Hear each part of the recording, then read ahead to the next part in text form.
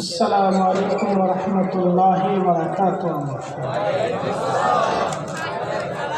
সবাই কেমন আছেন? মাশাআল্লাহ। আমরা দূরে যারা আছি সবাই কাছাকাছি চলে আসি ভাই, বাহিরে যারা আছি সবাই ভিতরে চলে আসি ইনশাআল্লাহ।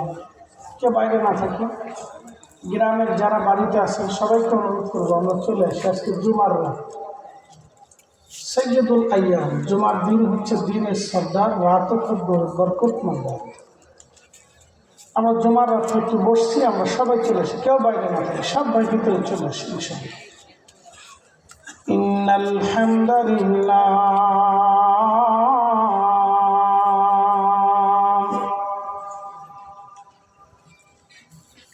ইন্নাল হামদালিল্লাহ আসসালাতু ওয়াসসালামু আলা রাসূলিল্লাহ ওয়া আলা আলিহি ওয়া আসহাবিহি وعلى آله وأصحابه وأهل بيته وأولياء الله. أما بعد فقد قال الله تعالى في كلامه المجيد: الذين يؤمنون بالغيب ويقيمون الصلاة ومما رزقناهم ينفقون والذين يؤمنون بما أنزل إليك وما أنزل من قبلك وبالآخرة هم يوقنون.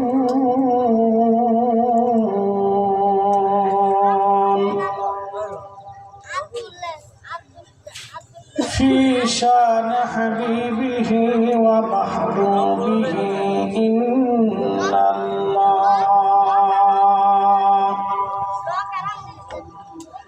إن الله وملائكته يصلون على النبي يا أيها الذين آمنوا صلوا عليه وسلموا تسليما.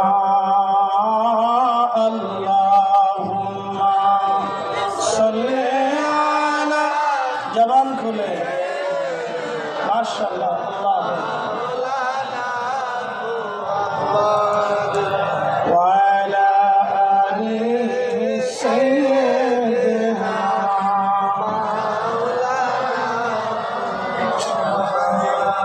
নবীর ইশকে জানো দিল ভাই, এ ভুবনে কাঁদে না,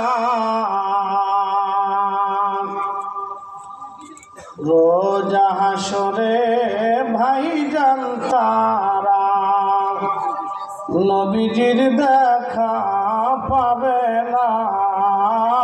আল্লাহুম্মা সাল্লি মাশাআল্লাহ আল্লাহু আকবার।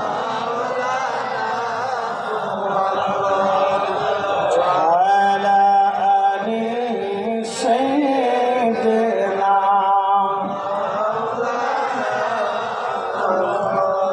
لا إله إلا الله لا إله إلا الله لا إله إلا الله حسبي ربي جل الله ما في قلبي غير الله. نور محمد صلى الله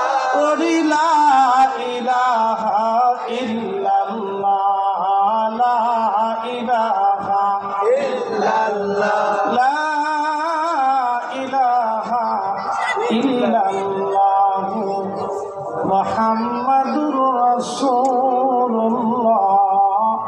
সাল্লাল্লাহু আলাইহি ওয়াসাল্লাম।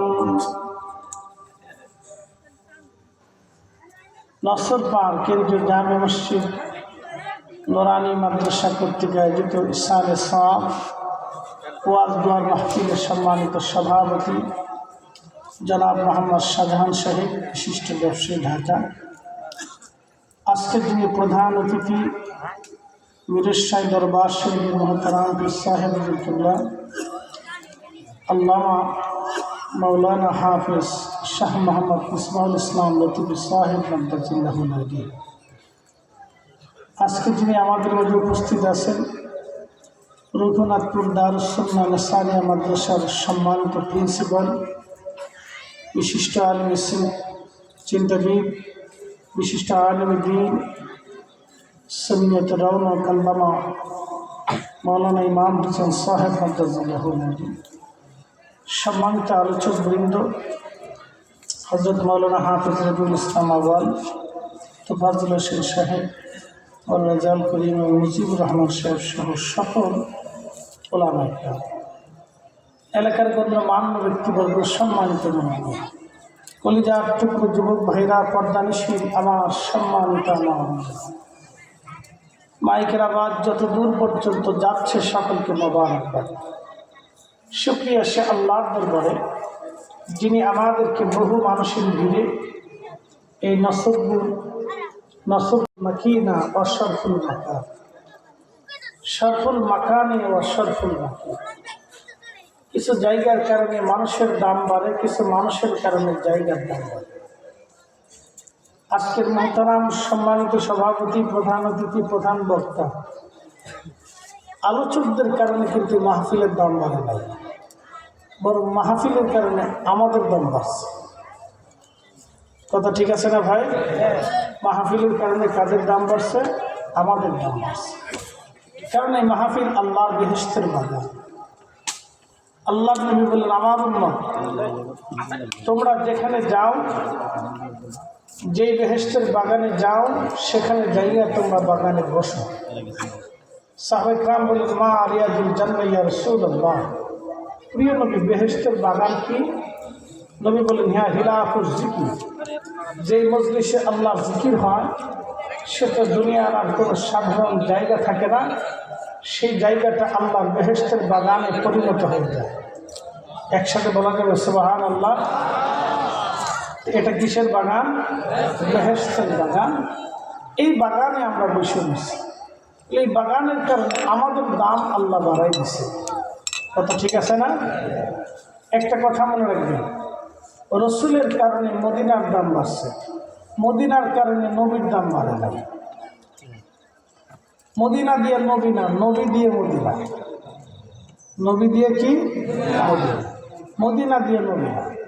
মদিনা আগেও ছিল, কোনো মদিনার সম্মান ছিল না, কিন্তু রসুল যখন গেলেন তখন মদিনার দাম।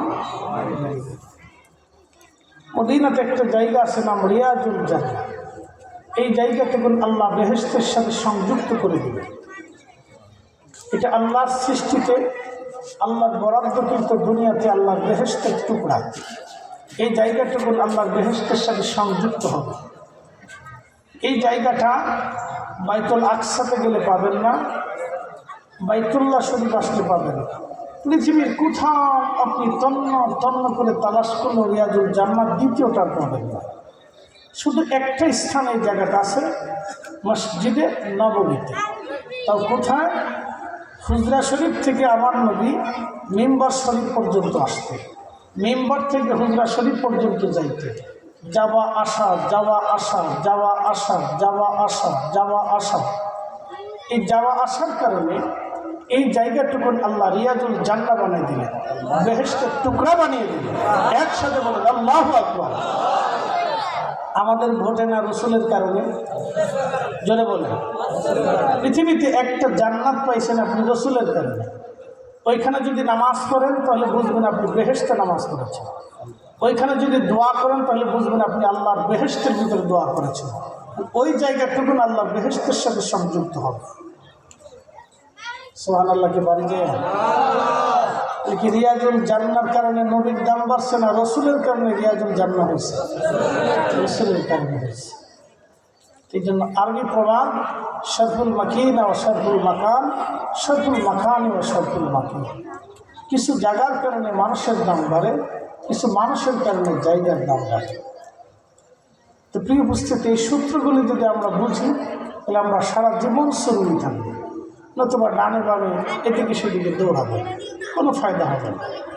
মেহেশ্বর কায়েম হবে, কবরে চলে যেতে হবে, পৃথিবীতে থাকার কোনো রাস্তা নেই।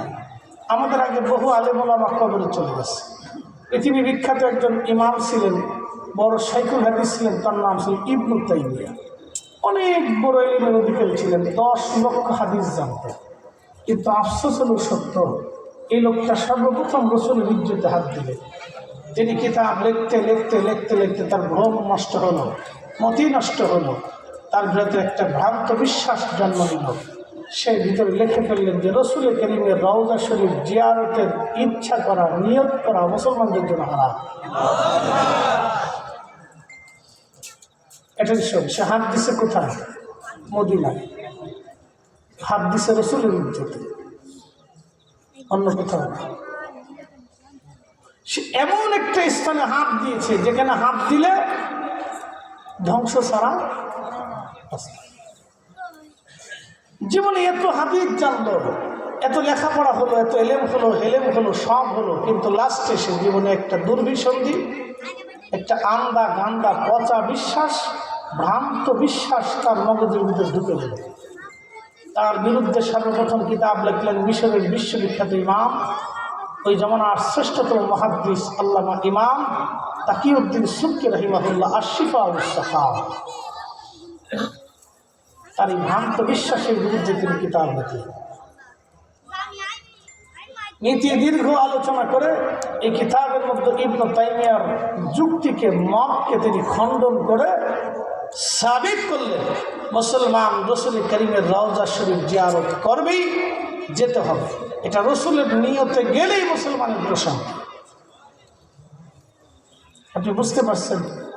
তাহলে বোঝা গেল কি, অনেক লেখাপড়া জানলে হেদায়েত পাওয়া, একসাথে বলেন, অনেক শিক্ষা হলে হেদায়েত পাওয়া, অনেক লেখাপড়া থাকলে আদবী হওয়া, অনেক বড় ডক্টরেট ডিগ্রি সার্টিফিকেট হইলে সে মানুষ হয় না। বহু শিক্ষিত মানুষ আছে, শুধু লেখাপড়া আছে, সার্টিফিকেট আছে, সে কিন্তু মানুষ হতে পারে না। বহু আছে, হাজার হাজার আছে এদেশে, সারা পৃথিবীতে লক্ষ লক্ষ আছে, মানুষ হয়নি। লেখাপড়া আছে, সার্টিফিকেট আছে, মেধা আছে, জ্ঞান আছে, কিন্তু মানুষ হয়নি। আবার দেখবেন এমন কিছু আছে লেখাপড়া নাই কিন্তু সে মানুষের সর্বোত্তম মানুষ। সেদিন এক খবরে দেখলাম এক ভদ্রলোক মাকে কাঁধে করে নিয়ে ঘুরে বেড়াচ্ছে 40 বছর ধরে। পারবেন? এদেশের শিক্ষিত লোকেরা পারছে? বহু শিক্ষিত লোকের বাড়ি থেকে মা বের হয়ে গেছে। আমার নিজের বিল্ডিংয়ের ফ্ল্যাটে আছে, ছেলে অনেক বড় ধনী, মাকে ফ্ল্যাট কিনে দিছে, মা ফ্ল্যাটে থাকে। সন্তানের বাড়িতে মার জায়গা হয় না। বলেন তো, বৃদ্ধকালে একজন মার জন্য এর চেয়ে শাস্তি কি হতে পারে যে নিজের নাতি নাতনির সাথে থাকতে পারে না? হ্যাঁ, সন্তানের সাথে মা থাকতে পারে না, এর চেয়ে পৃথিবীতে শাস্তি কি হতে পারে? এর চেয়ে জুলুম পৃথিবীতে কি হতে পারে? লেখাপড়া দিয়ে কি হবে? এই লেখাপড়ার কি দাম আছে বলে? সার্টিফিকেটের কি মূল্য আছে? তাহলে বোঝা গেল ওই লোকটাই ভালো যে 40 বছর ধরে মাকে কাঁধে করে নিয়ে ঘুরে বেড়াচ্ছে, অথচ নামটাও লিখতে পারে না। কি বুঝলেন আপনারা? বুঝাটা তো জরুরি।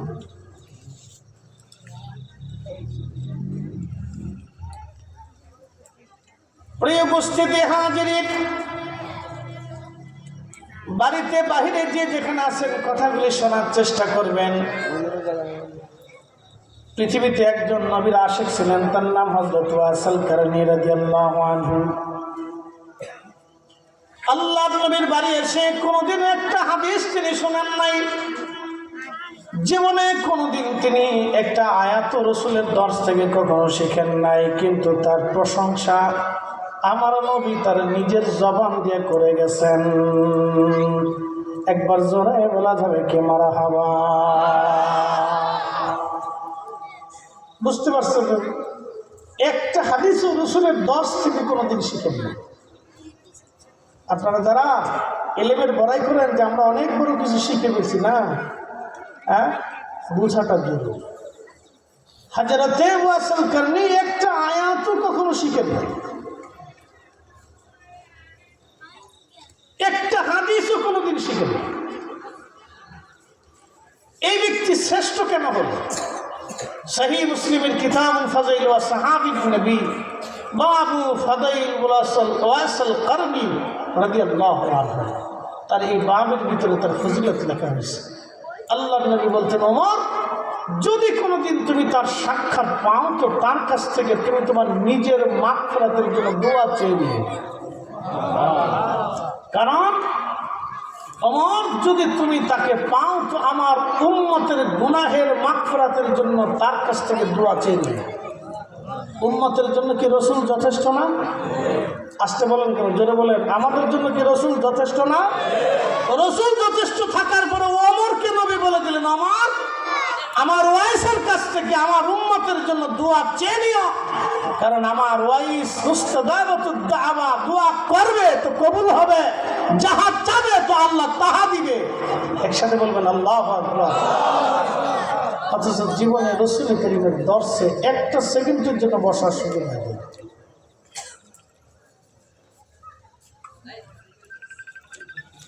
এখান থেকে আমাদের অনেক কিছু শেখা আছে, অনেক কিছু শেখা আছে। প্রিয় উপস্থিতি, খুব মনোযোগ দিবেন। 10টা বছর হযরত ওমর এই হাদিস শোনার পরে, প্রিয় নবীর কথা শোনার পরে 10টা বছর ধরে তারে খুঁজলেন, সারা আরবে খোঁজ লাগাইছেন ওয়াইসকে কোথায় পাওয়া যায়। জীবনের শেষ হাজ হযরত ওমরের, শেষ হাজের বছরে হযরত ওমর রাদিয়াল্লাহু আনহু হজে গেলেন। তাওয়াফ চলতেছিল, তাওয়াফ উনি তাওয়াফ করতেছিলেন। এমন সময় হযরত ওমর বললেন, হে হাজিরা, আপনারা বসে যান, শুধু আমাদের হাজি যারা আছেন তারা দাঁড়ায় থাকেন। আল্লামা ইমাম আবুল ফারাজ ইবনুল জৌজি উয়ুনুল হিকায়াতের মধ্যে 900 বছর আগে লেখেন, হযরত ওমর বললেন, যারা দাঁড়ানো আছেন সব হাজিরা দয়া করে বসে যান, শুধু আমাদের হাজি যারা আছেন তারা দাঁড়ান। বাবুরা কথা বলে না, বাবা তোমরা শুয়ে থাকো, তোমরা শুয়ে থাকো, কথাবার্তা করো না, ঘুমাও। বাচ্চারা মাহফিল আসা বাধা, ওরা আসাটা জরুরি, ওরা বসাটাও জরুরি। আমাদের সন্তানদেরকে সাথে করে মসজিদে নেওয়াটা জরুরি। হাতে কলমে প্র্যাকটিক্যাল বাচ্চাদেরকে শেখাতে হয়। শোনেন, আমাদের ঘুণে ধরা সমাজ বাংলাদেশে কেন জানেন? লক্ষ লক্ষ সন্তান রাস্তাঘাটে মারা যায়, লক্ষ লক্ষ ভাবে কীভাবে রাস্তায় চলতে হয়, মানুষের সাথে ব্যবহার করতে হয়, কিভাবে মানুষের সাথে লেনদেন করতে হয়, অনেক মানুষ বুঝেই না, জানেই না। আপনি একটু আমেরিকাতে জানতেন, আপনি একটু উন্নত বিশ্বে জানতেন, দেখবেন তাদের বাচ্চারা আমাদের বাচ্চার মধ্যে তফাৎ কত সময় দেখবেন। আমি বলি এটা ঘুণে ধরার সমাজ। শুধু বাচ্চা জন্ম দেয় কিন্তু মানুষ বানাইতে পারে না, শুধু জন্ম দেয়। আমাদের দেশে কিছু মা আছে ঘোরার দিন 6 মাস পর্যন্ত ওযুই করে না, তো নামাজ পড়বে কি? কথা কর না কেন? 6 মাস ধরে ওযুই করে না, নামাজ পড়বে কি? সারাদিন করে থাকে খালি শ্বশুর শাশুড়ি ঝগড়া বাঁধানো কেমন, গ্রামবাসীর মধ্যে ঝগড়া কিভাবে হয়, এটা নিয়ে পড়ে থাকে। তাদের মস্তিষ্ক শুধু এতে, আর অন্য কিছু না। খুব কম পাবেন যে নারীরা বই পড়ে, নিজের কাজে ব্যস্ত থাকে, নামাজ কালামে ব্যস্ত থাকে, স্বামী সংসারের চিন্তা করে, খুব কম পাবেন। চিন্তা করেন, শিক্ষা দিকে আমরা কত পিছিয়ে আছি, অথচ আমরা রসুলের শ্রেষ্ঠ উম্মত, শ্রেষ্ঠ জাতি। কুনতুম খায়রা উম্মাতিন উখরিজাত লিন-নাস, তোমাদেরকে শ্রেষ্ঠত্ব দিয়েছি, তোমরা পৃথিবীর মধ্যে শ্রেষ্ঠ। দুইটা কাজ করবা, তা'মুরুনা বিল মা'রুফ, মানুষকে ভালো কাজের দিকে ডাকো, ওয়া তানহাউনা আনিল মুনকার, খারাপ কাজ থেকে ফিরাও।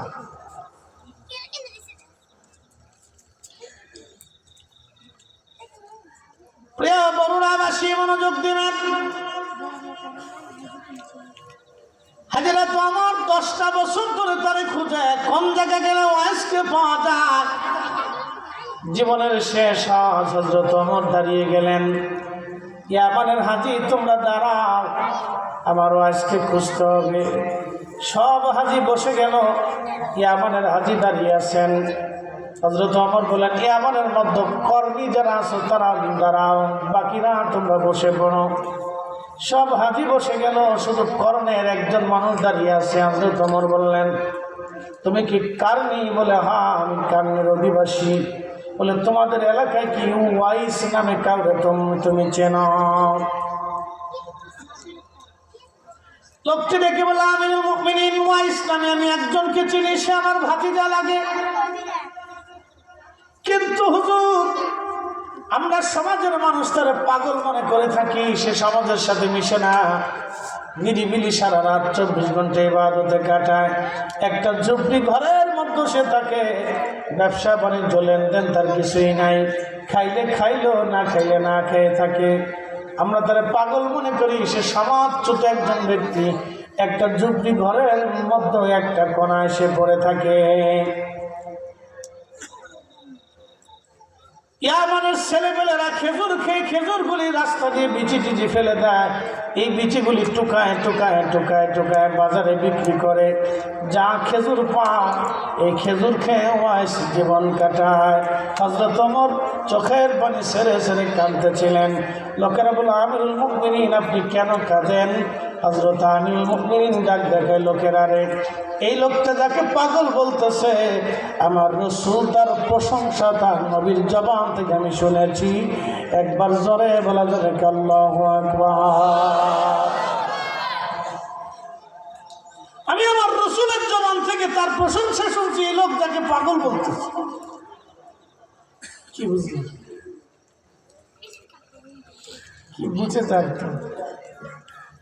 দুইটা কারণে আল্লাহ তাকে সম্মান দিচ্ছে, একটা ইশকে রাসূল, দ্বিতীয় নম্বরে সে মায়ের খেদমত করতে। এই আমার দিকে তাকা, 25 বছর একটা মা সন্তানের পিছনে লড়াই করে, 25 বছর পেটে ধারণ থেকে বাচ্চা প্রসব হওয়া থেকে শুরু করে 25 বছর সে প্রতিষ্ঠিত হওয়ার আগ পর্যন্ত তার 3 বেলা রান্না, কাপড় ধোয়া থেকে শুরু করে, আর বিছানা গোছানো থেকে শুরু করে, সে কি খাবে খাবার দেওয়া থেকে শুরু করে, তার ছোট্টকালের পেশাব পায়খানা বাথরুম, তার কাপড় চোপড় লালন পালন থেকে শুরু করে মা 25 বছর পরিশ্রম করে, বিনিময়ে 25 দিন আপনি করেন নাই, 25 দিন আপনি মার এইভাবে সেবা করেন নাই, কাপড় ধুয়ে দেন নাই, রান্না করে দেন নাই, খাবার খাওয়াই দেন নাই, মার বিছানা ঠিক করে দেন নাই, মার কাপড় চোপড় পরিষ্কার করে দেন নাই, মার কাপড় গলায় দেন নাই। 25 বছর মা আপনার পিছনে লাগছে, আপনি 25 দিনও করেন। বেহেশত কেমনে পাবেন বলেন? কিয়ামতের ময়দানে যদি মা মামলা করে, কোন রাস্তা দিয়ে পার পাবে? কোন রাস্তা? আমাদের গুণেদারও সমাজে একটু দোয়া খায়ের চলতো, তাও এই ফতোয়া মারতে মারতে শেষ করে ফেলছে, ওটা আধা মারা করে ফেলছে। এই কি কথা কর না কেন যারা বলে মানুষ দোয়া খায়ের করতো, তাও এত ফতোয়া চার পাশে যেটা আধা মারা করে দিচ্ছে। এই অঞ্চলেই বহু মুসলমান দোয়া করে না, তো মা মরে গেছে, মাঠটা মা নিয়ে চলে গেছে, আমি দোয়া করে কি হবে? ফতোয়া মারতে মারতে এটার আধা মারা করে দিচ্ছে। এমনি তো খেদমত নাই মা বাপের, তারপরে আল্লাহ রসুল বলছে মরে যাওয়ার পরে দোয়া করো বেশি বেশি, এটা বন্ধ হয়ে গেছে, এটা বন্ধ হয়ে গেছে। মানে আমরা বললে বলবে বেদাত, আমরা বেদাত প্রতিষ্ঠিত করতেছি। আমরা যখন বলবো দোয়ার কথা, তখন বলে এটা বেদাত প্রতিষ্ঠিত করতেছে, এটা বেদাত। আমাদেরকে একটা অস্ত্র পাইছে এই মানব সমাজে আমাদেরকে অপমানিত হেই করার জন্য, শুধু বলে বেদাত। আমরা যখন হক কথা বলবো তখন বলবো বেদাত। মাজার বোঝারি, পীর বোঝারি, বেদাত, এটা বোঝা না, এটা দিন বুঝে না। আমরা দিন বুঝি, আমরা ধর্মকর্ম কিচ্ছু বুঝি না। আমরা সারা বছর খালি ঘোড়ার ঘাস কাটছি, কিচ্ছু বুঝি না। কথা বোঝাটা জরুরি। প্রিয় ভাই আমার, 25 বছর যে মাথা আপনার পিছনে লেগেছিল, 40 বছর ধরে একটা বাবা তার হাত ভাঙ্গি খেটে খেটে পরিশ্রম করে তার বৃদ্ধতা এসেছে, চুল পেকে গেছে, দাড়ি পেকে গেছে, শরীর শুকিয়ে গেছে, রক্ত ঠান্ডা হয়ে গেছে, গোস্ত শুকিয়ে গেছে, চামড়া শুকাইতে শুকাইতে চামড়া ঘুষিয়ে গেছে। ভালো খাইলেও খাইতে পারতো, সন্তানের চিন্তা ভালো খাইবে, জমি বিক্রি করলেও করতে পারতো, সন্তানের জন্য জমি বিক্রি করে দেয়। বিনিময়ে কি দিছেন? একটা লুঙ্গি কিনে দিতেন, একটা পাঞ্জাবি কিনে দিচ্ছেন, ওটা খাইতে মন চাই দিচ্ছেন, এই তো শেষ। আর কি করছেন? যেই বাবা আপনাকে হেঁটে হেঁটে হেঁটে হেঁটে পায়ে হেঁটে হাঁটা শিখেছে, কোনোদিন আপনি হাঁটা শিখেছেন? বৃদ্ধতা নিচ্ছেন, পায়খানা পেশাব সাফ করছেন, করেন না, তো কি করছেন? রসুলের উম্মত এসে বলেন, ইয়া রাসূলুল্লাহ, বাবা মা মরে গেছে, হক আছে? বলে, তুমি যতদিন বেঁচে থাকো ততদিন হক আছে। বলে, হুজুর কি কি হক আছে? বলে, 1 নম্বর বেশি বেশি করে দোয়া করতে হবে, 2 নম্বর তার আত্মীয় স্বজনের সাথে তোমার সুসম্পর্ক রাখতে হবে। বেশি বেশি দোয়া কেমনে করবেন? স্বপ্নে ঘুমিয়ে ঘুমিয়ে দোয়ার আয়োজন করে দোয়া করতে হবে। যখন দোয়ার আয়োজন করবেন তখনই এই ঘুণে ধরা এক দল আছে বলবে এই সব বেদাত, বাস আপনাকে বন্ধ করে দিন, স্টপ, বন্ধ হয়ে যাবে। এটা যাতে যাতে মারতে মারতে আধা মারা করে দিয়েছে। আর তারা বলে যে আমরা এগুলি প্রতিষ্ঠিত রাখতেছি, আমরা কিছু পেট পূজারি মৌলবি, এই মানুষগুলি আমরা কিছু পয়সা পকেটে পয়সা করে দেয়, পয়সার জন্য এটা চিন্তা রাখি। আর ওনাদের কাছে যখন 1000-2000 টাকা দিয়ে দোয়া চা, তখন ওনারা হাসি দেখে, না কি দরকার ছিল, তখন ওনারা টাকা পেলে খুব খুশি হয়ে যায়। আর আমাদের কাছে টাকা দিলে তখন বেদাত হয়ে যায়। কি কথা বুঝতেছে না মনে হয়? বুঝে যাওয়ার তো জরুরি। নিজের পকেটে পয়সা বললে তখন এটা আপনার সুন্নত হয়ে যায়, আর আমাদের পকেটে পয়সা আসলে তখন এটা বেদাত হয়ে যায়। আশ্চর্য। এখন বলেন দোয়া চলবে না বন্ধ হবে? আসতে বলেন, চলবে না বন্ধ হবে? আমাদের আইনে না আল্লাহর আইনে? আল্লাহ কোরআনে দোয়া চালু রাখতে বলেছে। উদউনি আস্তাজিব লাকুম, আমার কাছে চাও আমি দেব। একসাথে বলেন আল্লাহু আকবার। ইন্নাল্লাযীনা ইস্তাকবিরুনা আন ইবাদাতি সায়াদখুলুনা জাহান্নামা দাখিরিন। যদি ইবাদত থেকে তুমি নিজেকে গুটাও তো তোমাকে আমি অচিরেই অপমান করে লজ্জিত করে জাহান্নামে পাঠাবো। দোয়া কোরআনে আল্লাহ নিজে বলছে চালাইতেই হবে, এটা চালু রাখতেই হবে। কথা বলেন ঠিক না বেঠে? চালু রাখতেই হবে। আপনি দোয়া যদি না করেন কারো কোনো ক্ষতি নেই, কিন্তু মেহেশ্বর আর কবর বড় কঠিন জায়গা। কথা ঠিক আছে না ভাই? কবর বড় কি জায়গা? কঠিন জায়গা, বড় কঠিন জায়গা। কাজ হবে। আল্লাহর নবী বলেন, উম্মত হাসরের ময়দানে কিছু মানুষ হবে লাঞ্ছিত, বঞ্চিত, বঞ্চিত, অপমানিত, কিছু মানুষ হবে সম্মানিত। বুঝতে পারতেছেন? হাসরের ময়দানে কিছু মানুষ হবে লাঞ্ছিত, বঞ্চিত, বঞ্চিত। দুনিয়াতে যারা সম্মানিত ছিল হাসরের ময়দানে তারা লাঞ্ছিত হবে। দুনিয়াতে যারা অপমানিত ছিল হাসরের ময়দানে তারা সম্মানিত হবে একটা কারণে, ইন্না আকরামাকুম ইনদাল্লাহি আতকাকুম।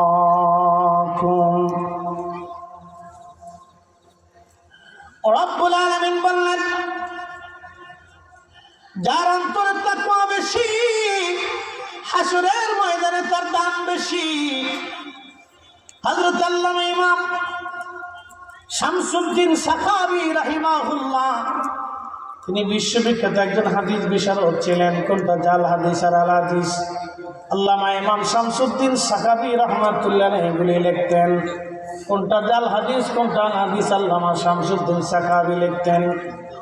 ওনার একটা কিতাব আছে আল কাউলুল বাদী। আল কাউলুল বাদীর মধ্যে তিনি একটা ঘটনা লেখেন। হযরত হাসান বসরি রাহমাতুল্লাহের জমানা। হাসান বসরি কোন জমানার আলেম ছিলেন আমি পরিচয় দিয়ে দেই। হযরত ইমাম হুসাইন যখন কারবালায় শহীদ তখন হাসান বসরি বসরাতে তখন ইমাম হুসেনের জন্য একেবারে 3 দিন পর্যন্ত দোয়া করেছিলেন এবং কেঁদেছিলেন। বুঝতে পারতেছেন হযরত হাসান বসরি বহু আগের জমানার মুসলমান, ইমাম হুসাইনের জমানার মুসলমান, তার মানে সাহাবীদের জমানা, তিনি তাবিঈ। শুধু তাবিঈ না, কিবারুত তাবিঈন। দয়া করে আপনি বলে দেন মেয়েটা জান্নাতি নাকি জাহান্নামী? হযরত হাসান বসরি ডাক দেখে, মা মেয়েটা জান্নাতি নাকি জাহান্নামী কি করে বলবো আমি, বলো মা, এটা তো আমার ক্ষমতার আওতার বাহিরে। আহা, কবর আসার পরে পৃথিবীর সব নিঃশেষ হয়ে যায়, দমটা ছাড়বেন সব আপনার পর হয়ে যাবে, দম ছাড়বেন পর হয়ে যাবে, আপনার ঘর থেকে বের করে নিয়ে আসবে, খাটিয়ার মধ্যে করে আপনার বিছানার চাদর দিয়ে ঢেকে রাখবে, অথবা আপনার নিজের কোনো চাদর দিয়ে কাপড় দিয়ে ঢেকে রাখবে। আপনার স্ত্রীর জীবনেও কোনোদিন ওই চাদর, ওই বিছানার চাদর আর কোনোদিন সে ব্যবহার করবে না, বিছানায় কোনোদিন লাগাবে না, কারণ এই চাদর দিয়ে আমার স্বামীর লাশ মরানো ছিল, ভয় করে স্ত্রীর এটা লাশ জড়ানো চাদর, এটা লাশ জড়ানোর চাদর। জীবনেও আপনার ছেলে মেয়ের ওই চাদর ব্যবহার করবে না, ওরা ভয় পায়। এটি বাবার লাশ জড়ানো ছিল, এক মুহূর্তে সম্পর্ক চেঞ্জ হয়ে গেল। পৃথিবী এক মুহূর্তে সম্পর্ক চেঞ্জ, বুঝে যাওয়াটা জরুরি, আমাদের প্রত্যেকের বোঝা উচিত। এক মুহূর্তে সম্পর্ক চেঞ্জ, শুধু দম পড়াইতে দেরি হবে, আপনার চেঞ্জ হইতে দেরি হবে। 24 ঘন্টা আপনাকে ধরে রাখবে, রাখার সুযোগ নেই। আর শরীর যদি গন্ধ বের হয় তাতে কোনো কথাই নেই। আহা, আপনাকে দ্রুত গতিতে কবরস্থ করার জন্য সবাই ব্যতিব্যস্ত হবে, সবাই চিন্তা, তাড়াতাড়ি দাও, তাড়াতাড়ি দাও, তাড়াতাড়ি দাও। কুল ইন্নাল মাউতাল্লাযী তাফিরুনা মিনহু ফাইন্নাহু লাকীকুম। হুজুর বলে দেন, নবীজি বলে দেন, বলে দেন, বলে দেন, মৃত্যু থেকে আমার বান্দারা পালায়। নবী গো বলে দেন, মরণ থেকে পালানোর কোনো রাস্তা নাই, এই মরণ তার সাথে মোলাকাত করবে। একদিন মাটির ভিতরে হবে ঘরে, মন আমার কেন বন্ধ দালান ঘর। এই নসরপাড় এলাকার 100 বছর আগে যাকে কবর দেওয়া হলো, তার কবর আজ নিশ্চিহ্ন হয়ে গেছে। কথা ঠিক আছে না? তার কবরের পাশে দাঁড়ানোর মতো কেউ নাই আজ। ছেলে ভুলে গেল, নাতি ভুলে গেল, পুতি ভুলে গেল, বংশের মানুষ ভুলে গেল। আপনি আপনার বাবাকে কয়দিন মনে রাখেন? বাবার কথা বাদ দেন, দাদার কথা কয়দিন মনে রাখেন? দাদা চলে গেল, বড় দাদা যিনি ছিলেন, আপনি পুতি হয়েছেন, তার কথা আপনি কয়দিন মনে রাখেন? পূর্বপুরুষ সব আজ বাতিল হয়ে গেল। ঠিক মনে রাখবেন, 100 বছর পরে আমাদের অস্তিত্ব পৃথিবী থেকে বিলীন হয়ে যাবে, আমাদের কবরের পাশেও দাঁড়ানোর মতো কোনো মানুষ থাকবে না। চির সত্য। আহা, আমরা এটাকে নিয়ে পারাপারি, মারামারি, কাটাকাটি, গোটাগুটি, লাফালাফি, কত কিছু করতেছি। এ বড়ুরার মুসলমান, মৃত্যু থেকে মানুষ পালায়, মরণ থেকে পালানোর কোনো রাস্তা নাই। মহিলা কাদের বলে, হুজুর আমার মেয়েটা জান্নাতি নাকি জাহান্নামী আমি জানতে চাই। হাসান বসরি বললেন, মা তুমি বাড়ি চলে যাও, রাত্রিবেলা যখন তুমি ঘুমাইবা মা, ঘুমানোর আগে তুমি এশা পড়বা, এশার নামাজ পড়ার পরে মা সব নামাজ শেষে তুমি 4 রাকাত নফল পড়বা। আর নওয়াফিল অতিরিক্ত, নওয়াফিল অতিরিক্ত এই অতিরিক্ত ইবাদতকে আমরা বেদাত বানিয়েছি, এই অতিরিক্ত ইবাদতকে আমরা বেদাত বলে বন্ধ করে দিচ্ছি। নবীর দুরূদ সালাম পড়া অতিরিক্ত, কোরআন খতম দেওয়া অতিরিক্ত, কালেমা শরীফ তেলাওয়াত করা অতিরিক্ত, এগুলি নওয়াফিল আর নওয়াফিল আর নওয়াফিল, অতিরিক্ত ইবাদত। ফতোয়া দিয়ে এই অতিরিক্ত ইবাদত আমরা বন্ধ করে দিলাম। আর অতিরিক্ত ইবাদত বন্ধ করে দিচ্ছে। বারবাসী হাসান বসরি দেখে মা রাত্রিবেলা দিয়ে আসার নামাজ পড়ে, 4 রাকাত নামাজ পড়বা তুমি। প্রথম রাকাতে সূরা ফাতিহার পরে সূরা তাকাসুর, আল্লাহাকুমুত তাকাসুর হাত্তা যুরতুমুল মাকাবির, কাল্লা সাওফা তা'লামুনা সুম্মা কাল্লা সাওফা তা'লামুনা কাল্লা লাউ তা'লামুনা ইলমাল ইয়াকিন লাতারাবুন্নাল জাহিম।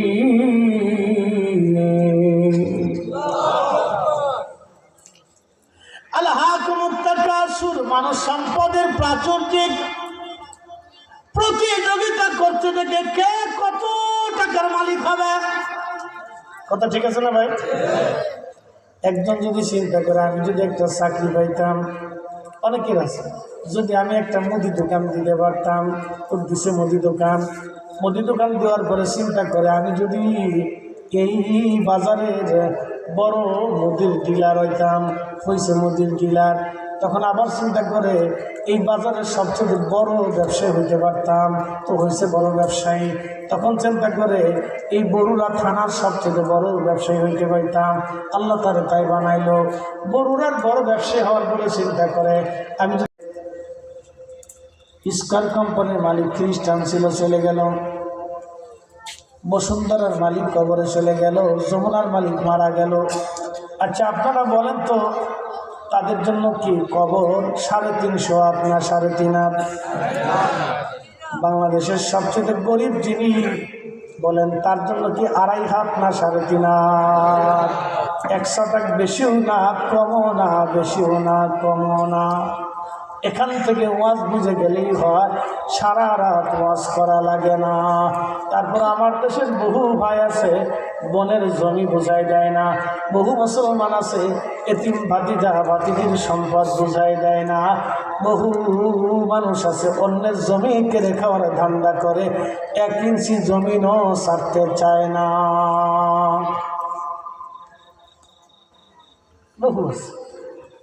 আমার ঢাকা আমার এক মসজিদ, বাপরে বাপ, 4 ইঞ্চি মসজিদের ওনার জায়গার ভিতরে চলে যাবে, সাল্লেটা জায়গা বলে না 1 ইঞ্চি ছাড়া যাবে। আল্লাহর ঘরের জন্য 4 ইঞ্চি জায়গা ছাড়া যাবে। আপনি জানেন মানুষের হৃদয় কত কঠিন। কি আসছে 4 ইঞ্চি ছাড়া, মাত্র 4 ইঞ্চি। মুসলমান টুপি মাথায় দিয়ে প্রথম কাতারে এসে নামাজের দ্বারা শয়তান হাসে, বাপরে বাপ, ওটা আমার সাথে বড় সিটার। কি কথা, আমার সাথে বড় সিটার, আমি আর কত বড় সিটার। কত মুসলমান একসাথে বলি তো আল্লাহু আকবার। 3.5 হাত, 1 ইঞ্চি বেশিও না কম। তো হাসান বসরিকে মহিলাকে বললেন, মারে তুমি এসার পরে 4 রাকাত নামাজ পড়বা, 4 রাকাতে সূরা ফাতিহার সাথে তাকাসুর পড়বা, এরপরে তসবিহ হাতে নিয়ে দুরূদ শরীফ পড়তে থাকবা, জপতে ঘুমিয়ে পড়বা। তো ঘুমের ভিতরে আল্লাহ তোমাকে দেখাই দিবে তোমার মেয়ে জান্নাতে নাকি জাহান্নামে। আরো জোরে বলেন সুবহানাল্লাহ। ইমাম শামসুদ্দিন সাখাবী রাহিমাহুল্লাহর কওলুল বদীর মধ্যে লিখতেছে, মহিলা চলে গেলেন বাড়ি, এশার নামাজ পড়ে। মা তো পৃথিবীর সব থেকে মা ভিন্ন জিনিস। সন্তান মরে গেলে সবাই ভুলে গেলে মা ভুলে না। ওই কবর দূরে দাঁড়ায় কবর দেখে কাঁদে, সন্তানের বিছানা ধরে কাঁদবে, বই ধরে কাঁদবে, কাপড় ধরে কাঁদবে, স্মৃতি মনে ধরে করে মা কাঁদতে থাকে। তো রাত্রিবেলা বেচারি এশার নামাজ পড়ে সূরা তাকাসুর দিয়ে 4 রাকাত নফল পড়ে দুরূদ শরীফ পড়তে পড়তে ঘুমায় পড়ছে। আমরা কেন আপনাদেরকে বারবার দুরূদের তাগাদা দিই জানেন? এটা এমন একটা আমল যেটা করতে দেরি হয় কিন্তু মদিনা যাইতে দেরি হয় না। একসাথে বলেন আল্লাহু আকবার। পৃথিবীতে আর কোনো আমল নেই যেটা পড়ার সাথে মদিনায় চলে যাবে, আর পেছনে কোনো আমল নেই। এই একটা আমল পড়তে দেরি হবে, মদিনা যাইতে দেরি হবে। একসাথে বলেন আল্লাহু আকবার। পড়তে দেরি করবেন তো মদিনা যাইতে দেরি হবে। এই জন্য আপনাদেরকে বারবার আমরা দুরূদের টাকা দেয়।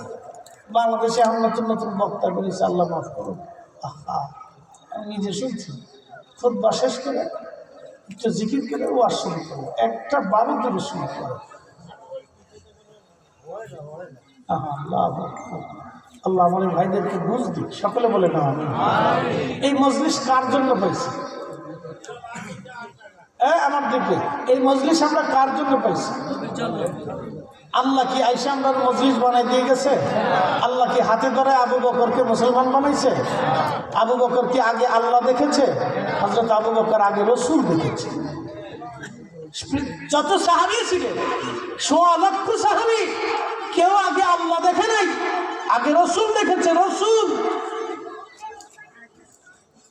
তারা রাসূল দেখে আল্লাহ চিনেছে, রাসূল দেখে কোরআন বুঝেছে, রাসূল দেখে দ্বীন মেনেছে, রাসূল দেখে হাসর বুঝেছে, রাসূল দেখে কবর চিনেছে, রাসূল দেখে ফেরেশতা চিনেছে, রাসূল দেখে জান্নাত জাহান্নাম বিশ্বাস করেছে, রাসূল দেখে আল্লাহর একত্ববাদকে মেনে নিয়েছে। তারা কেউ আগে আল্লাহ দেখেনি, আল্লাহ আগে তারা রাসূল দেখছে। আজকের এই মজলিস রাসূলের কারণে, আজকের যত মসজিদ সব রাসূলের কারণে, আজকের এই কালেমা রাসূলের কারণে, আজকে আমরা দ্বীন পেয়েছি রাসূলের কারণে। আপনি তার দুরূদ ভুলে গেলেন, এর চেয়ে নাফরমান পৃথিবীতে কি হতে পারে? হ্যাঁ, আবার বেদাতে ফতোয়া দেয়। লজ্জা করে না? লজ্জা করা উচিত, শরম করা উচিত। তার দুরূদ এই জমিনে চলবে না তো কাঁদতে চলবে। আল্লাহ নিজে চালু রেখেছে, চালু রাখতে আল্লাহ হুকুম করেছে। যেখানে কোরআন হুকুম করতেছে সেখানে আমি নিষেধ করার কি প্রশ্ন আসে না ভাই? যেখানে কোরআন হুকুম করতেছে সেখানে আমি নিষেধ করার কি? বড় আশ্চর্য। তো মহিলা রাত্রিবেলা দুরূদ শরীফ পড়তে পড়তে ঘুমিয়ে পড়ছে। স্বপ্নে দেখে তার মেয়েটা জাহান্নামের কঠিন লেলিহানের ভিতরে আল্লাহ তাকে শাস্তি দিয়েছে। আগের যুগের নারীরা তাহাজ্জুদও ছাড়ত না, আর এখনকার যুগের নারীরা 6 মাসে ওযু করে। কি কথা কর না কেন? ধরে বলে বহু মেয়ে আছে, বহু মেয়ে এই কুমিল্লার জেলার ভিতরে বহু মেয়ে আছে 6 মাসে ওযু করে, নামাজ তো পড়ে না, ওযুটা করে। প্রিয় উপস্থিতি, মনোযোগ দেবেন। সেই যুগের নারী জাহান্নামের আগুনের মধ্যে পড়ে গেল, আল্লাহ থেকে শাস্তির আওতার মধ্যে নিয়ে আসছে। মা স্বপ্ন দেখার পরে মেয়েটা কাঁদে, ও মা, আল্লাহ আমার জাহান্নাম দিয়ে দিছে মা, বড় কষ্টের মধ্যে আছি রে মা, বড় কঠিন মুসিবতের মধ্যে পড়ে গেছি মা। মা তুমি আমার উদ্ধার করো, ব্যবস্থা করো মা। মেয়েটা লেলিহান আগুনের মধ্যে পড়ে পড়ে কাঁদে। মা পাগল পড়া হয়ে গেলেন, স্বপ্ন ভেঙে গেল। ঘুম থেকে উঠে সকালবেলা ওই মেয়েটা, মহিলাটা চলে আসছে ফজর নামাজ পড়ে। হাসান বসরির বরগাহে খানকা এসে বললেন, হুজুর রাত্রিবেলা আল্লাহ আমার স্বপ্ন দেখাইছে, আমার মেয়েটা কঠিন লেলিহান শিকার মধ্যে কষ্টে জ্বলতেছে। হুজুর এখন আমি কি করব? হাসান বসরি মেয়েটা মহিলাকে বললেন, মা রে, আপনি বাড়ি চলে যান, আপনার মেয়ের জন্য বেশি বেশি সদকা দেন, বেশি বেশি দোয়া করেন, বেশি বেশি দান করেন, যদি আল্লাহ আপনাকে মাফ করে দেয়। বেশি বেশি দোয়া করেন। প্রিয় নবীজি কবরের পাশ দিয়ে যাচ্ছে, সহিহ বুখারীর হাদিস। হঠাৎ নবী দাঁড়িয়ে গেলেন পাশে খেজুরের গাছ। নবী বললেন সাহাবীরা রে খেজুরের গাছ থেকে ডাল কেটে নিয়ে আসো। সাহাবীরা ডাল কাটলেন, ডালটাকে দুইটা টুকরা করলেন, দুইটা টুকরা নবীজি দুই কবরে গেড়ে দিলেন। সাহাবীরা বলেন ইয়া রাসূলুল্লাহ খেজুরের ডাল কবরে গেড়ে দেওয়ার হেতু কি, কারণ কি? আল্লাহর নবী বললেন সাহাবীরা এই ডাল যত সময় পর্যন্ত জিকির করবে জিন্দা থাকবে তত সময় পর্যন্ত এই ডাল যত সময় তাজা থাকবে কাঁচা থাকবে তত সময় ডালটা আল্লাহ আল্লাহ জিকির করবে। এই আল্লাহর জিকিরের কারণে এই কবরের আযাব আমার আল্লাহ হালকা করে দিবে, আমার আল্লাহ মাফ করে দিবে। এই কবরের মধ্যে কঠিন আযাব হইতেছে আমি দেখতেছি, আমি যা দেখি তোমরা তা দেখো না, আমি যা শুনি তোমরা তা শোনো না। এই কবরওয়ালাদের মধ্যে কঠিন আযাব আমি খেজুরের ডাল এই জন্য করে দিলাম, এই ডালের জিকিরের কারণে তার কবর আযাব আল্লাহ হালকা করে দিবে। একবার জোরে বলা যাবে সুবহানাল্লাহ। এখন প্রশ্ন যদি বুঝে থাকে তাহলে উত্তর দিবে, খেজুরের ডালের জিকিরে যদি কবরের আযাব মাফ হয় তাহলে আমরা কবরের পাশে দাঁড়িয়ে দোয়া করলে মাফ হয় না? একসাথে বলে মাফ হয় না? বলে বলে মাফ হয় না? আমার ভাইরা তো ফতোয়া দিয়ে বসলেন যে কবরের কাছে যাইয়া শুধু সালাম দিবেন আর কিচ্ছু করবেন না। কি বললেন? নতুন মুসলমান, নতুন ইসলামী। আল্লাহ রসুল বলতেন উম্মত আমার উম্মতের একদল বের হবে যে জীবনে যাহা কোনোদিন তোমরা শোনো নাই তাহা তোমরা শুনবে, যা তোমার বাপেও শোনে নেই তোমার পূর্বপুরুষরাও শোনে নেই তাহা তারা বলবে। শুধু কবরের পাশে দাঁড়ায় সালাম দিবে আসসালামু আলাইকুম ওয়া রাহমাতুল্লাহি ওয়া বারাকাতুহু, শেষ, আর কিচ্ছু বলে দিলে। খুব সুন্দর কথা, একবারে সহজ করে দিয়েছে। আমাদের ফরিদপুরে আগে ওই সিজনে আম টান আসলে, এই কাঁঠাল টাঠাল পাকলে, এই ধান টান আসলে, এই ধান টান পাকায় সুন্দর করে মিষ্টি পাকাইয়া আম টান মানে দুধ টুধ হইলে মোল্লা খাওয়া হতো। আমাদের মসজিদের ইমাম সাহেব হুজুরদেরকে আমরা বলতাম মোল্লা, তো এই হুজুরের মিলাদ শরীফ পরে দোয়া করে মোল্লা খাওয়াতাম, এটা বলে মোল্লা খাওয়ান না। তা আপনাদের কুমিল্লাতে কি বলে জানি না, হুজুর দাওয়া থাকে। তা আমাদের অঞ্চলে বলতো মোল্লা খাওয়ানো। একটা সুন্দর ব্যাপার ছিল, বাড়িতে ধান টান আসলে হুজুরের দাওয়াত করে সবাই ডাক্তার দিয়ে মিলাদ টিলাদ করে হুজুর সবাই মেহমানদারি করতো, এটা একটা দোয়া খায় হইতো। ওটা ঠিক আছে না ভাই? এখন আমের জায়গায় আম আছে, দুধের জায়গায় দুধ আছে, কিন্তু মোল্লার কপালে না। আচ্ছা কারণ কি? এদিকে আমের দোষ না দুধের দোষ? দোষ মোল্লাকে মিলাদ হারাম, পাবলিক পাইছি আরাম। এখন যত পারেন কিনে খানবে, আমরা কিনে খাইতাম না, কিনে খানবে আর কিনে খাই। শোনেন, আমরা আমাদের কারণে আমাদের ইজ্জত কষ্ট করছি। প্রিয় উপস্থিতি, আবার একটা কথা চিন্তা করেন যে কবরের পাশে খেজুরের ডালের জিকিরে কবরের আযাব মাফ হবে। আল্লাহু আকবার। না না জোরে বলেন আল্লাহু আকবার। তাহলে উলামা ইকরাম তলাবে ইকরাম নিয়ে মুসলমান নিয়ে কবরের পাশে দাঁড়ায় যখন দোয়া হবে তখন কি মাফ হবে না? ওই মুর্দেগানের বাড়ি এসে যখন মুরব্বীরা জিকির লা ইলাহা ইল্লাল্লাহ জিকির খতম করে কোরআন শরীফ তেলাওয়াত করে তখন কি কোরআনের সব জিকিরের কারণে কবরের আযাব মাফ হতে পারে না? তাহলে আমরা কেন যে বন্ধ করতেছি ফতোয়া দিয়ে? তাহলে ফতোয়া দিয়ে এটা কি বন্ধ করা জরুরি না সুদ বন্ধ করা জরুরি? হ্যাঁ জোরে বলে, এই পতিতালয় বন্ধ করা জরুরি না এটা বন্ধ করা জরুরি? তারা আজকে পতিতালয়, একটা পতিতালয় এদেশের আলেমরা বন্ধ করতে পারে না। তারা মিলাদ বন্ধ করে দিচ্ছে, দোয়া বন্ধ করতে চাইছে। ওনারা মনে হয় আল্লাহ দোয়া বন্ধ করার জন্য দুনিয়া পাঠাচ্ছে। একটা পতিতালয় বন্ধ করতে পারে নাই, একটা এনজিও বন্ধ করতে পারে না, স্থানীয় এনজিও পারে পারছে। এই স্থানীয় কত কুমিল্লাতে স্থানীয় এনজিও আছে, হাজার হাজার এনজিও আছে বাংলাদেশে, হাজার হাজার ব্যক্তিগত এনজিও, তারা নিজেরা টাকা দিয়ে সুদের কারবারি করে, 2300 সুদের কারবারি। কথা কর না কেন? কষ্ট হইতেছে? 2300 সুদের কারবারি করে, 2300 সুদ বুঝে চক্রাকারে সুদের কারবারি করে। আজ পর্যন্ত আমরা আলেমরা ফিরাইয়া বাইরিয়া কোনোদিন এনজিও বন্ধ করতে পারি নাই। আমরা এসে খালি ফতোয়া মারতেছি দোয়া বন্ধ করো। আমরা মনে আল্লাহ এর লেগে দুনিয়া পাঠাইছে।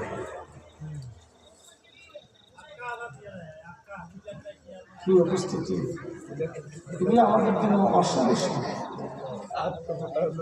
আল্লাহ আমাদেরকে কবুল করুক, সকলে বলে না আমি। হাসান বসরি কিভাবে শিখাচ্ছেন আপনি দেখেন। সেই জমানার মুসলমান, সাহাবীদের জমানা। কোন জমানা? এনার একসাথে বলেন কোন জমানা?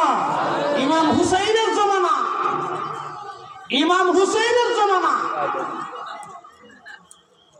সাহাবীদের জমানা। রাসূল নিজে শিখাইলেন খেজুরের ডাল কেটে দোয়া করা। আল্লাহু আকবার। প্রিয় উপস্থিতি, মনোযোগ দিবেন। হাসান বসরি পরের দিন রাত্রিবেলা ঘুমিয়ে আছে, স্বপ্ন দেখে জান্নাতের আলিশান প্রাসাদের সামনে দিয়া নদী প্রবাহিত সুন্দর ঝর্ণার পাশে মোহনা দিয়ে একটা সুন্দর মেয়ে, খুবই চমৎকার জান্নাতের ভিতরে দিয়ে সুন্দর পোশাক পরে, স্বর্ণখচিত মণিমুক্তা খচিত পোশাক পরে মেয়েটা হাঁটাহাঁটি করে। হাসান বসরি বললেন, এ মেয়ে তুমি কে? জান্নাতের উচ্চ মাকামে তুমি হাঁটাহাঁটি করো, পরিচয় কি তোমার? মেয়েটা ডাকতে বলল, হুজুর আপনি কি আমাকে চিনেন নাই? আমার জন্য আমার মা আপনার কাছে গিয়েছিল, আপনি আমার মাকে দোয়া শিখিয়েছিলেন, রাতের আধারে সেই দোয়া পড়ে মা আমার এই ইস্তেখারা করার কারণে আমার মা আমাকে স্বপ্ন দেখেছিলেন, আল্লাহ আমার এই জাহান্নামে দেখেছেন, পেয়েছিলেন মা। হাসান বসরি বললেন, মেয়ে মা রে, তোমার মা তো তোমাকে জাহান্নামে পেয়েছিল, তুমি জান্নাত পাইলা কেমনে? আল্লাহ তোমাকে কেন মাফ করলো বলবানি? মেয়েটা ডাকতে বলে, হুজুর আমার মা আমাকে যে কবরের মধ্যে দাফন করেছিল সেই গোরস্থানে ৭০,০০০ কবর ছিল হুজুর। ওই গোরস্থানের পাশ দিয়ে একজন আল্লাহর ওলি যাওয়ার সময় তিনি দাঁড়ায়া দুরূদ শরীফ পড়ে, আমার রাসূলের দুরূদ পড়ে পড়ে আমাদের কবরওয়ালাদের জন্য দোয়া করেছিল, দুরূদ দুরূদ দুরূদ দুরূদ। খালি তো বন্ধ করার অভিপ্রায় লাগছে, সুদ বন্ধ করতে পারে না, ঘুষ বন্ধ করতে পারে না, অতিতলা বন্ধ করতে পারে না, লেহাপড়া বন্ধ করতে পারে না, কনসার্ট বন্ধ করতে পারে না, কিচ্ছু বন্ধ করতে পারে না, খালি দোয়া বন্ধ করে, দুরূদ বন্ধ করে। ওনার আল্লাহ ওনারা এর লিখে বাড়াচ্ছে দুনিয়া।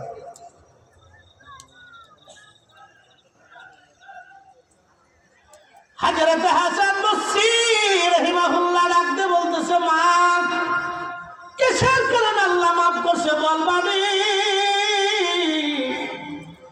হাসান বসরি রাহমাতুল্লাহ আলাইহি বললেন, মেয়েটা বলতেছে, হুজুর আল্লাহর একজন ওলি ওই কবরের পাশ দিয়ে যাওয়ার সময় অধিক পরিমাণে দুরূদ শরীফ পড়ে আমাদের জন্য কবর জিয়ারত করে দোয়া করে গিয়েছিল।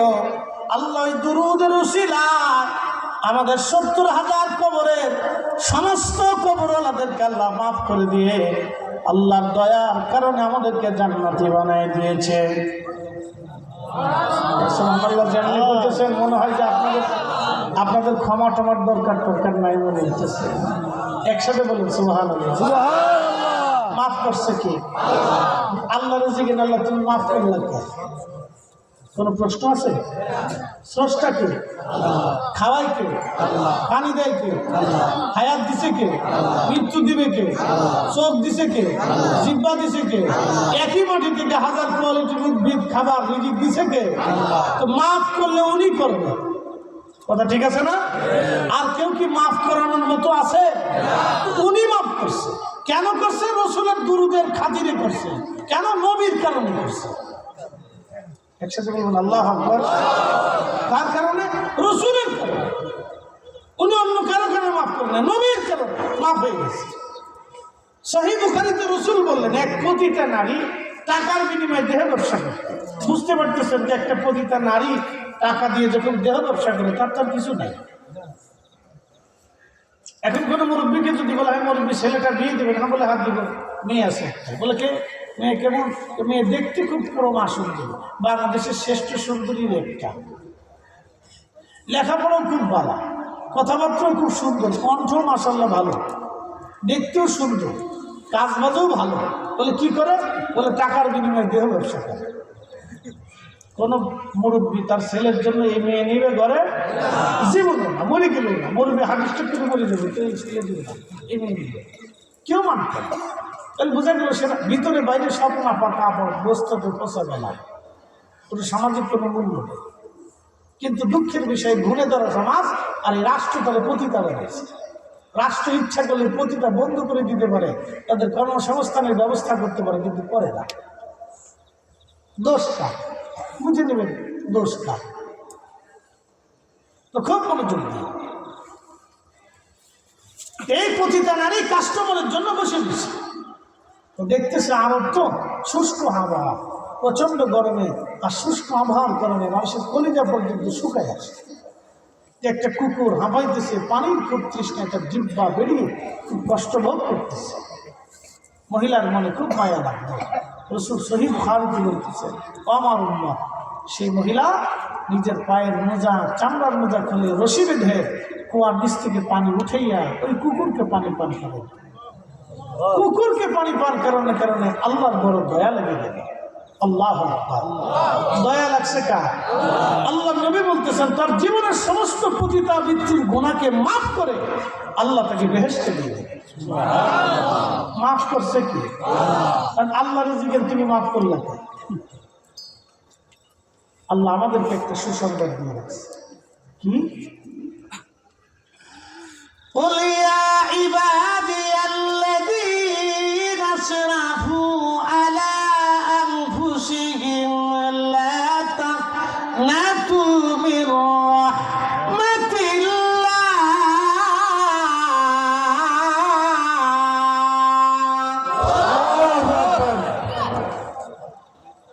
হে আমার বন্ধু হাবিব আমার, আপনি বলে দেন, হে আমার বান্দারা, নিজের নফসের সাথে যত জুলুম করো, যত কবিরা গুনাহ করো, চিন্তার কোনো কারণ নাই। আমার রহমত থেকে তুমি নিরাশ হও না। শুধু কি এখানে আল্লাহ শেষ করলেন তা না, আল্লাহ আরো বাড়ায় বলেন, ইন্নাল্লাহ ইয়াগফিরুয যুনুবা জামিআ।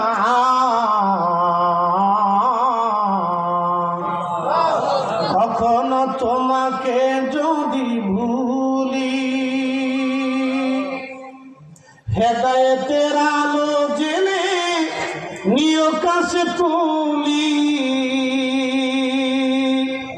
ঠাই দিও প্রিয়তম অগমহিয়ান, তুমি রহমান, তুমি মেহেরবান, অন্ধ গাহে না শুধু তোমারি গুণগান, বুঝে বুঝে না তব শান, তুমি রহমান, তুমি মেহেরবান। বুঝতে অসুবিধা হচ্ছে? ইন্নাল্লাহ, আল্লাহ কত বড় শক্তভাবে বলতেছেন, ইন্নাল্লাহ, নিশ্চয় আল্লাহ, ইয়াগফিরুয যুনুবা জামিআ, তোমার সব গুনাহকে আমি আল্লাহ মাফ করব। একসাথে বলুন আল্লাহু আকবার। মাফ করবে কে? আল্লাহ। কে করবে? মাফ চাবে কে? আল্লাহ। এটাও আল্লাহ চাইতে। মাফ কারা চাবে? আমরা। যদি বলেন কারা? আমরা। মাফ করবে কে? আল্লাহ। এখন মাফ না চাইয়া, হাত না উঠাইয়া মাফ কেমনে চাবে বলো? এখন সভাপতি মহোদয়ের সাথে একটা ছেলে বিয়াদবি করছে, ধরে রাস্তায় আসার সময় বিয়াদবি করছে, তার মা তাকে খুব বকাঝকা করছে, মুরব্বী মানুষ কি বিয়াদবি করছে, যা মাফ চা। আর ছেলেটার সামনে এসে গে সভাপতি সাহেব মাফ করে দেয়, কেমন হবে বলে? ছেলেটার সামনে এসে বলতেছে সভাপতি সাহেব মাফ করে দেন, কেমন হবে বলে? এটা কি মাফ চাওয়ার ধরন হলো? যদি ছেলেটা এসে চাষা আমার ভুল হয়ে গেছে, মাফ করে দেন, তাহলে তখন যে মাফের প্রকৃত ভুল, সে ভুল স্বীকার করতেছে, আপনি দয়া করে মাফ করে দেন, আমি ভুলে গেছি, আপনি বলুন কি আমি কষ্ট দিয়ে ফেলেছি। কথা ঠিক আছে না ভাই?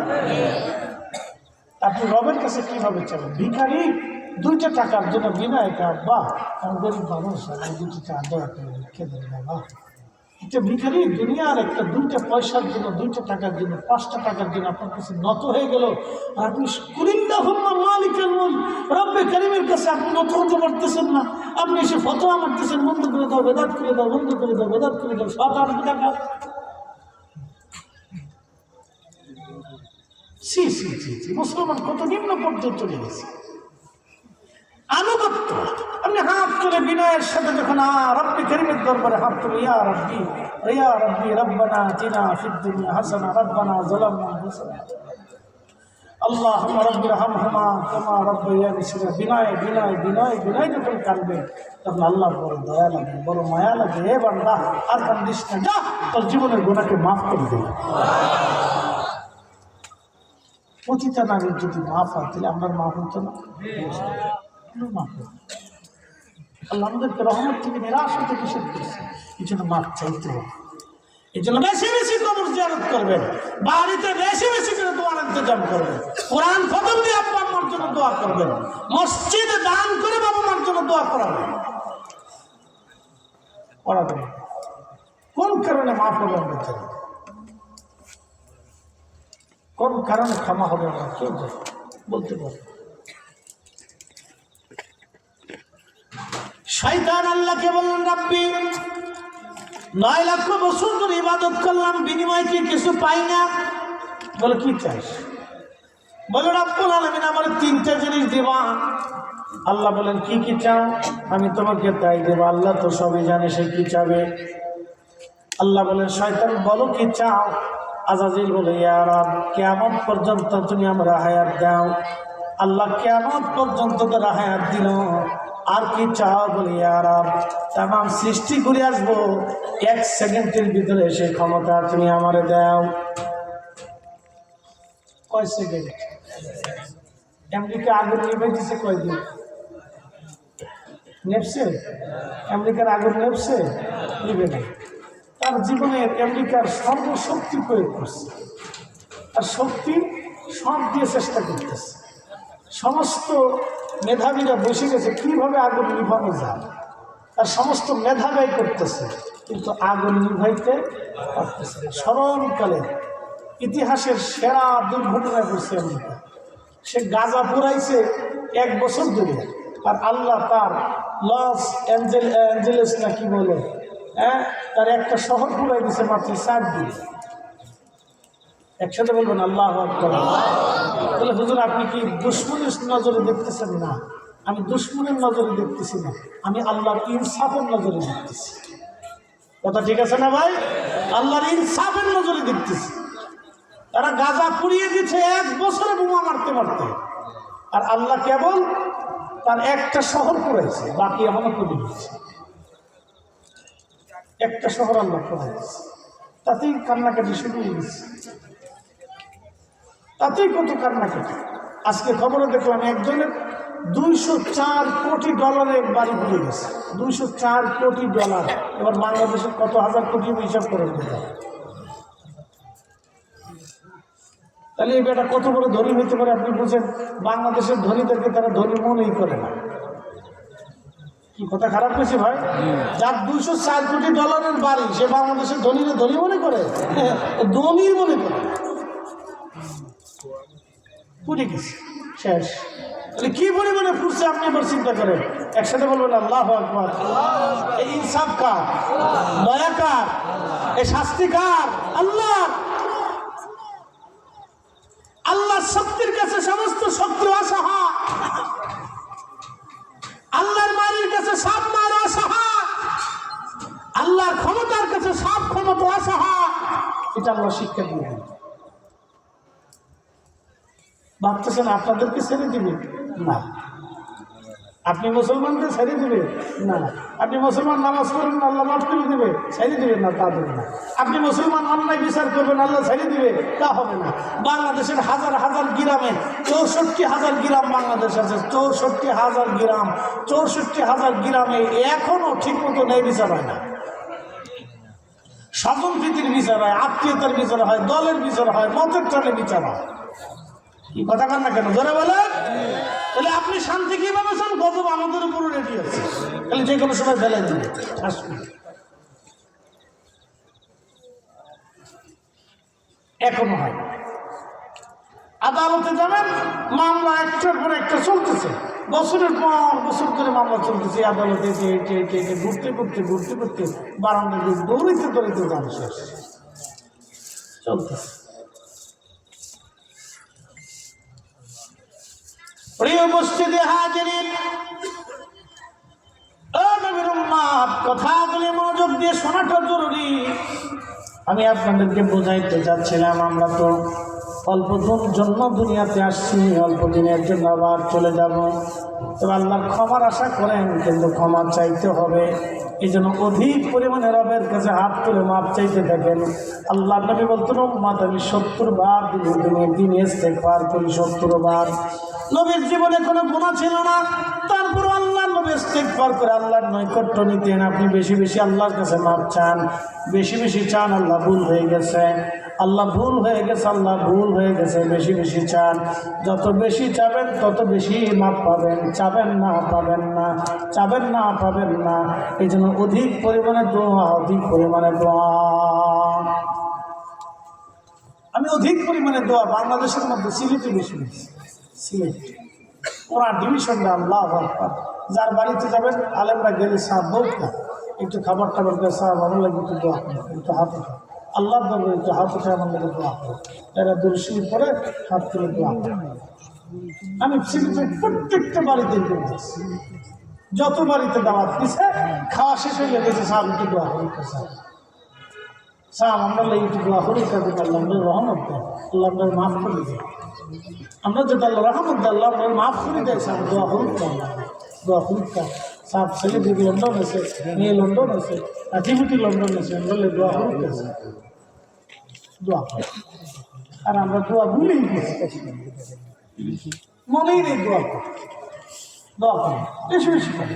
কোনো বেদাত থাকে, ডাহা মিথ্যা থাকে, কোনো বেদাত, যত ভালো দোয়া করে।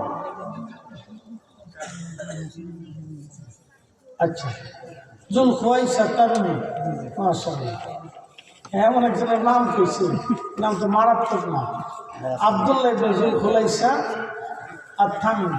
এটা বড় শতান আছে, মারাত্মক আছে। আল্লাহ নবী তার ব্যাপার ভাইটা শুনতে চেয়েছি, একটু শোনা। আল্লাহ রসুল ইয়ামানের কোন যুদ্ধ থেকে গনিমতের মাল নিয়ে আসছে। নিয়ে আসার পরে আল্লাহ নবী গনিমতের মাল বন্টন করতেছে। বোঝার চেষ্টা করে বন্টন করে কে? নবী। জোরে বলেন, আমার দিকে দেখেন, শোনেন, বন্টন করে কে? রসুলের বন্টনে ভুল আছে? স্বজন প্রীতি আছে? গোষ্ঠী প্রীতি আছে? রসুল করিম নিজে বন্টন করতেছে।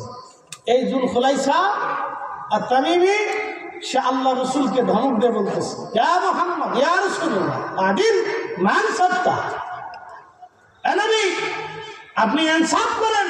আপনি তো ইনসাফ করতেছেন না, ন্যায় বিচার করতেছেন না। আল্লাহ রসুলকে ধমক দিয়ে দিচ্ছে, কি বুঝলেন আপনি? এখন শোনেন তার পরিচয়। তার কপালে ছিল সেজদার চিহ্ন। ফরিদি সাহেব যেরকম পাগড়ি দিতেছে, লম্বা সুন্দর, সবসময় পাগড়ি পরে থাকে, অনেক বড় জুব্বা আল খেল্লা পরে থাকে। সে যখন নামাজে দাঁড়াইতো, মনে হতো যে সাহাবীদের কোনো নামাজই হয় না, লম্বা সেজদার মধ্যে থাকতো। মাশাআল্লাহ, সেজদা করে ইয়া রব, আল্লাহর খুশি করতেছে। এই হাদিস থেকে আমাদের অনেক কিছু শিখার আছে, আপনাকে শিখে যাবে। ভাইটাকে আমি জানি না, সুন্দর একটা ওয়াজ শুনতে চেয়েছি। এই লোকটা রসুলকে ধমক দিয়ে বসলেন, আদিল, হ্যাঁ নবী ইনসাফ করেন। মান সত্য, আপনি তো ন্যায় বিচার করতেছেন না। আল্লাহ নবী জালালি হয়ে গেলেন। প্রিয় নবী ডাকতে বলে না, খামাস বেয়াদব, সৃষ্টিতে আমার মতো কেউ ইনসাফ বলে আসে না, কেউ হবে না। আল্লাহ পৃথিবীতে আমাকে ইনসাফ প্রতিষ্ঠিত করার জন্য পাঠিয়েছেন। আমি দুনিয়াতে ইনসাফ প্রতিষ্ঠিত করার জন্য আসছি। আমার চেয়ে কে ইনসাফ করবে? হযরত ওমর তলোয়ার টেনে বের করলেন, ইয়া রাসূলুল্লাহ, আপনি হুকুম দেন, ওর দেহ থেকে মাথা কেটে ফেলে দেব আজ। আল্লাহ নবী বললেন, ওমর তলোয়ার নামাও, তাকে হত্যা করো না। এর ভবিষ্যৎ প্রজন্ম কিয়ামত পর্যন্ত আসতে থাকবে, তারা এইভাবে আমি রসুলের সাথে বেয়াদবি করবে। তাদের নামাজ সুন্দর হবে, ইবাদত সুন্দর হবে, তাদের জিকির সুন্দর হবে, তাদের ইয়াকিন সুন্দর হবে, কিন্তু শানে মুস্তাফার সাথে কিয়ামত পর্যন্ত তারা ইবাদতহীন হবে। কিয়ামত পর্যন্ত তাদের বংশধারা পৃথিবীতে টিকে থাকবে। এক দলই থাকবে, তারা রসুল করিমের সাথে বেয়াদবি করবে, আল্লাহকে প্রাধান্য দিতে, তাওহীদকে প্রাধান্য দিতে, যে রিসালাতকে ইনকার করবে। আল্লাহকে মহব্বত করতে যায় রসুলের সাথে বিয়াদবি করবে। আচ্ছা বলেন, আল্লাহকে মহব্বত করতে যায় রসুলের সাথে বিয়াদবি করলে আল্লাহ পাওয়া যাবে না? হযরত ওমর তলোয়ার টেনে বের করছে, গলার উপরে তলোয়ার ধরছে, ইয়া নবী আল্লাহ, আপনি হুকুম দেন। ওর সাহস কত বড়, আপনাকে ইনসাফ শিখে যাচ্ছে, ওর দেহ থেকে মাথা এখনই কেটে ফেলে দেবে। নবী বললেন, সাহাবীরা কিছু সময় পরে দেখবো সে লম্বা সিজদার নামাজে দাঁড়াচ্ছে, লম্বা রুকু করবে, লম্বা সিজদা দিবে। সাহাবা কেরাম চিন্তা করলেন, আল্লাহ রাসূলের কথা সত্যি কিনা যায় দেখি। যাই দেখে মসজিদের ভিতরে দুইটা লম্বা সিজদা দিয়ে পড়ে গেছে। নবী বললেন, তার আখিরাত ধ্বংস, তার জিন্দেগি ধ্বংস, তার নামাজ ধ্বংস, তার জিকির ধ্বংস, তার ঈমান ধ্বংস, তার কালেমা ধ্বংস, তার সব শেষ। আচ্ছা এখন প্রশ্ন করি, বলেন, সে তো আল্লাহকে বিশ্বাস করে, আখিরাতে বিশ্বাসী, কবরে বিশ্বাসী, জান্নাতে বিশ্বাসী, জাহান্নামে বিশ্বাসী, ফেরেশতায় বিশ্বাসী, আগের নবীতে বিশ্বাসী, কোরআনে বিশ্বাসী, জিকিরে বিশ্বাসী, হজে বিশ্বাসী, নামাজে বিশ্বাসী, সেজদায় বিশ্বাসী, তো জাহান্নামে যাবে কে? বলেন, কে? রসুল মানছে তো, সে তো মুহাম্মদ রাসূলুল্লাহ মানে, কিন্তু রসুলের সাথে বেয়াদবি করে, আল্লাহ রসুলের সাথে বেয়াদবি করার কারণে তার জীবনের সব শেষ। ফয়সালা কি আমাদের না আল্লাহ? ফয়সালা কি আমাদের না আল্লাহ? সে তো সাহাবীদের জমানা, সে তো সাহাবী ছিল, সাহাবী ছিল, সাহাবী। বুঝতে পারতেছেন, রসুলের দর্শে সে সাহাবী ছিল, কিন্তু একটা ভুলের জন্য তার নাম কাটা হয়ে নাম কোথায় আসলো? মুনাফিকের কথা। নবী দেখলো, নামাজ পড়লো, রসুলের পিছনে নামাজ পড়লো, কিন্তু জান্নাত হলো না। আহা, কত বড় বদনসিব! এই জন্য আপনারা সারা জীবনই সূত্রটা মনে রাখবেন যে এইখানে কেউ যদি বিয়াদবি করে 1,00,000 বছর ইবাদত হবে, কিন্তু জান্নাত হবে না। এই জন্য আমরা আকাবির যারা ছিলেন, আউলিয়া কেরাম যারা ছিলেন, তারা হুজুর রাসূলের নবীর গোলামীর থেকে আপনাদেরকে ঢুকাই দিতেন। কি কথা বল না কেন, ঠিক কিনা? ওদের জবান থেকে কখনো আপনারা শুনেন নাই রসুলের শান বিরোধী বক্তব্য, জীবনও শুনবেন না। আল্লাহ আল্লাহ, একজন রসুলের দর্শে থাকার পরেও তার জান্নাত নসিব হয় না একটা ভুলের জন্য। কেন? সে আল্লাহ রসুলের সাথে বেয়াদবি করেছে। একটা ভুল তাকে ধ্বংস করে দেবে। আল্লাহ বলেন, লা তারফাউ আসওয়াতাকুম ফাওকা সাওতিন নবী ওয়া লা তাজহারু লাহু বিল কওলি কাজহারি বা'দিকুম লিবা'দিন আন তাহাবাতা আমালুকুম। রওজা শরীফের উপরে সুন্দর করে বাহিরে আয়াতটা লিখে দেওয়া হয়েছে। নবীজি বললেন, আল্লাহ বলেন, হে আমার বান্দারা, তোমরা শোনো, দরবারে মুস্তাফাতে যদি বেয়াদবি হয়, তোমাদের আওয়াজ যদি উঁচু হয়ে যায়, রসুল কারীমের আওয়াজ থেকে যদি তোমাদের আওয়াজ উঁচু হয়, অর্থাৎ দরবারে মুস্তাফাতে যদি বেয়াদবি হয়, তাহলে আমার বান্দা তোমরা শোনো, তোমাদের জীবনের যত আমল আছে, আনতাহাবাতা আমালুকুম, তোমাদের জীবনের কোন আমল আল্লাহর দরবারে কবুল হবে না। না নামাজ কবুল হবে, না রোজা কবুল হবে, না জিকির কবুল হবে, না হজ কবুল হবে, না যাকাত কবুল হবে, না তোমার দান কবুল হবে, তোমার কিচ্ছু কবুল হবে না। তোমার জিন্দেগি বরবাদ, আখিরাত বরবাদ হয়ে যাবে। তুমি আখিরাতে কিছুই পাবা না, সব শেষ। ফয়সালা কার? একসাথে বলেন, কার? আমরা কবরে যাবো কিনা, হাসনে দাঁড়াবো কিনা, হাউজে কাউসারে পানি লাগবে কিনা, লাগলে কার কাছে যাবে? আল্লাহর কাছে। হাউজে কাউসার আছে কিনা? বরাদ্দ দিছে কারে? আল্লাহ। ইন্না আতাইনা কাল কাউসার, আল্লাহর কাছে আল্লাহ হাউজে কাউসার রাখে না। আল্লাহ বলছে, হুজুর ওটা আপনার মালিকানায় দিয়ে দিচ্ছে। একসাথে বলেন আল্লাহু আকবার। শেষ বার শেষ, আর কষ্ট দিব না। বুঝে গেলে বুঝতে নাহলে তেজপাতা, না বুঝলেও কিছু করার নাই। বুঝলে আপনার মঙ্গল, আমার মঙ্গল। কথা ঠিক আছে না ভাই? আপনার কবরে আমি উত্তর দেব না। হুজুর এখানে প্রিন্সিপাল সাহেব বসে আছেন, উনি আমার কবরে এসে উত্তর দেবেন না। ওনার মহাকালের যাত্রা ওনার একা, আমার যাত্রা আমার একা। ঠিক আপনারা যারা বসে রয়েছেন, আপনাদের একা একা যাত্রা করতে হবে, এবং সঙ্গী কেউ নেই। যদি সঙ্গী পাইতে চান, রসুল কারীমের গোলামি করে যান, তাহলে ওনাকে পেলেও পেতে পারে। কথা কন না, ঠিক কিনা? নবীর গোলামি করে যান, পেলে ওনাকে পাবে।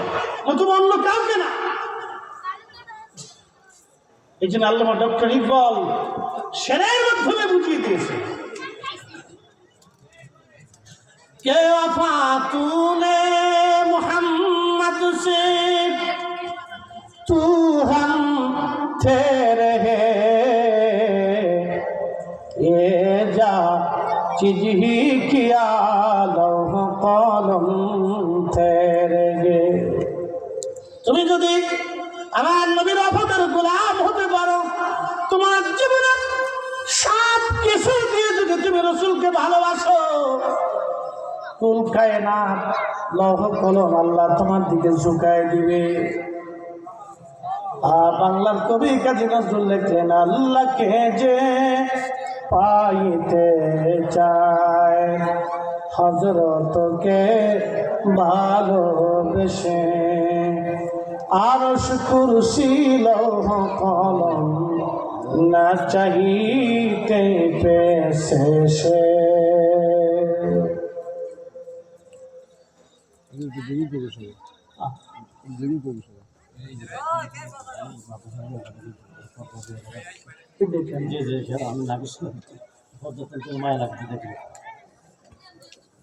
আচ্ছা, আমরা সকলে বলি আলহামদুলিল্লাহ।